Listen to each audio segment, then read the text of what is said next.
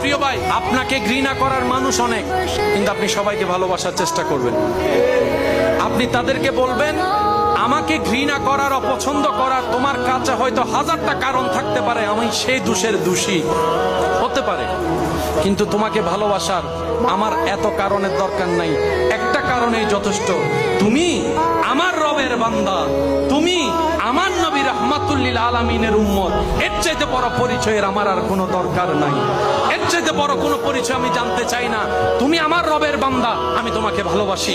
তুমি আমার নবী রাহমাতুল লিল আলামিনের উম্মত, আমি তোমাকে সম্মান করি। তুমি যতই ঘৃণা আমাকে করো, তোমার জায়গা থেকে তুমি করো, তোমার রবকে তুমি জবাব দিবা, উত্তর দিবা সে বিচারের দিনে। তুমি তোমার হিসাব, আমি আমারটা দিব। আমি বলবো, আল্লাহ, আমি ঘৃণা করতে শিখিনি, আমি ভালোবাসতে শিখেছি। আমি অপমান করতে শিখিনি, সম্মান করতে শিখেছি। কারণ আমি জানি, যেদিন থেকে বুঝেছি তুমি তাকে দয়া করো যে অন্যকে দয়া করে, তুমি তাকে সম্মান দাও যে অন্যকে সম্মান দেয়। বলেন না সুবহানাল্লাহ।